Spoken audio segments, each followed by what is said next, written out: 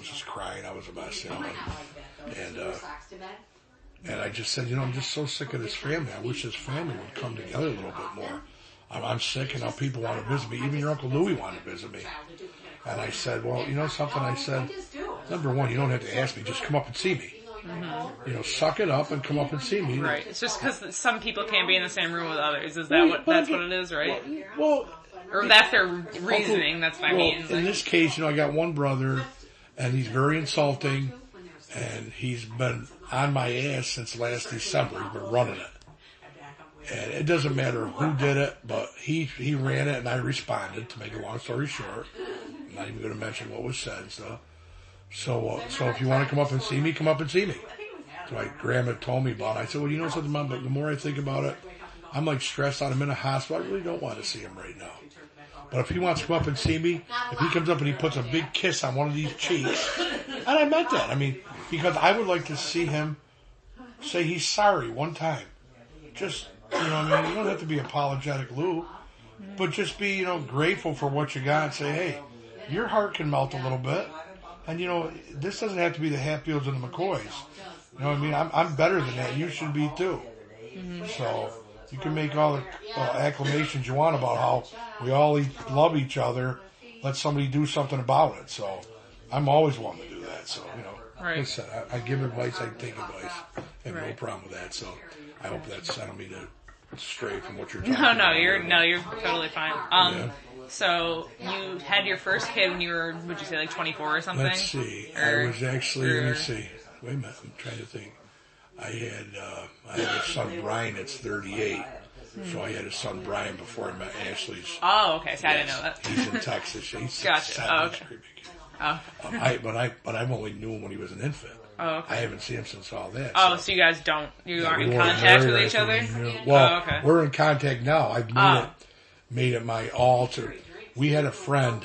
Okay, his mother and me had a friend who passed away about a year and a half ago, and she was searching on Facebook one day, and all she had was like 400 sets of eyes to go by. Yeah, she was looking for her friend Colleen, who was my son Brian's mother, and so she was going by. I go, right there, that's her eyes right there. I'm telling you right now, and I was right smack dead on. I knew her eyes, and that's how we made the contact. And well, now unfortunately she's passed away, but I talked to him, I talked to him and stuff like that.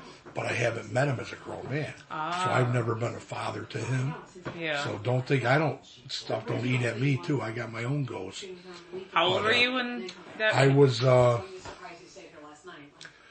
she was born in 1980, so 22 years old. Oh, okay. Yep. Gotcha. So and then then Ashley was. Then when I was with Billy with Ashley's mother, I was 27 when she was born. Okay. And then Ryan and Evan, I think I was like 34 or 37 because 31 and 34. Yeah, because I think Nancy was like 35 and 38, 39, which is when you get to be about 4 years old, it's time to you want to watch out your biological clock. They're having babies and stuff. How was that experience like raising Ashley, Ryan, and like Evan? I didn't like raise a mix? Ashley because Ashley's mother and I had broken up when she was 3. Right. I didn't know if you still visited or had partial custody. I wanted to, but the fear of it started out as the fear of going to family court. Oh, okay. Then it was the part of she's nothing to me. I was a state correctional officer getting out of my prison job at third shift and coming home and going to family court. I mean that's nothing going to being on my job and stuff. And and I never wanted Ashley to be a part of the system where you got to go to a trial and they got to ask the kid questions with a child advocate. I always just rescinded. I stepped back and I just took the child support. Like I could have put in for what do they call it? You can put in petitions where you can pay less if you're not working. Yeah. And I always just figured, Ashley's worth it. I don't want to ever take that away from her, And I paid it, and I actually, when I worked for Sealed Air, and she graduated in 2003, I was getting her scholarship money every year and stuff for Union College and stuff, and started out at RPI, FM, Union. Yeah. I don't know, but, so that was, Oh, okay. But okay, so yeah, you mostly raised like Evan and Ryan. Then, like, what was that like? Like highs and lows. Raising them and stuff. Yeah. Oh, that was so much fun, man. I mean, I never had a problem changing a diaper. I mean, what do you got? Yeah. I can do it. I did it with Ashley and stuff, and yeah, it was always. What were some major challenges? The major challenge was getting her mother. She never wanted to take the kids to the doctor. Because, they get the shots, so I'd have them both in my arms and give the shots in the back of their legs. And yeah. She didn't like that. She was very, it bothered her. She was very queasy about it. But I didn't mind, what I mean? Like, like you take your kids' pictures. Hey, Kmart's got a special, $12, $14. Go pick them up. And don't buy them all. And then I get there, right, and it's cost me $200 because I'm buying them all.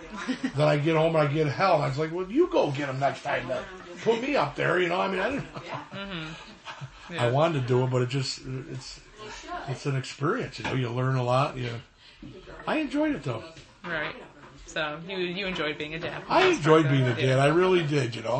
Not the best one there ever was, but I mean, I always loved him. I always, slept with one eye open, and I made the mistake of putting Evan on my shoulder, and he'd go to sleep about 1 a.m. I got to get up at 3 for work. He'd go to sleep at 1. I get like 2 hours sleep, and I'm like, this all day at work, You're tired and stuff. Right. But no, I really did. I love being a dad, man. Yeah. So that's why, like, when things happen, like your youngest cousin Ryan, who's 23, you guys remind me a lot of each other because you're quiet. No, I'm just saying, no one says I'm quiet, but thanks. Oh, they don't? No.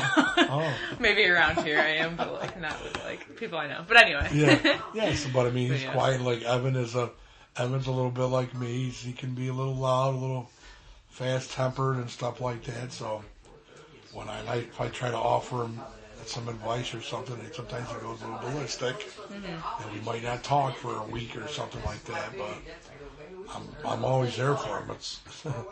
It doesn't matter. They'll never change. And if you got that in your parents, you got it. I mean, I feel like I was talking earlier about T and the problem that he's got. We talked to the hospital about these ones got a problem with addiction and stuff like that. And I wish I could help them, but you gotta be willing to help yourself before you can. It's complicated, Right. But I still feel bad for him, So what else? So yeah, I really love being a dad, and I'm like a step grandfather to Jason's 2 and Kim's 1 and Dennis's 1. I actually don't want marriage or kids. Brian in Texas, Brian has a girlfriend and a child she had coming into a relationship. So I'm like a step grandpa and stuff like that. But I'd like to live another 40 years so that I can hopefully rectify a few of the mistakes that I've made. I want to be a prouder parent, you know what I mean? Not just I accomplished this, but striving for, something better every day, I even thought about I'm not religious, but even about going to church and stuff like that. I don't know what I'll get out of it. Right. But I might get something with it. I think at one time, I think your mom was doing a little of that with her friend, Linda Clisby. Maybe we can talk about that sometime, but I don't know exactly where. Right. I know they went away to some camp one summer together and stuff. Wherever we went to church, when we went, but a lot of studying. The project was the Salvation Army used to go there and stuff. So. Yeah. So. How would you describe the past 10 years of your life? The past 10 years, boy, they seem like just such a. I don't want to say a tragedy, but just from the depression to the weight gain to the worry, and just I don't know, the health issues. So I just haven't been, like I said to Grandma. I said, Grandma, I said I would just I'd like to have a day of happiness instead of just always worried about everything. And like my kids say, Dad, we're doing good now. We're all adults, but take care of yourself, worry about yourself. And I guess I can never get over that. And so I don't know, maybe that comes from the loneliness of just being one person making a decision. You don't have that relationship, you know, and to fall back on. And you always seem that you took on the role as like the caregiver, being like the oldest, so like I it's did. almost like you're constantly worrying about everybody else and stuff You're except right. your own. That's very true. That's. I always felt like that, you know, because I always said, geez,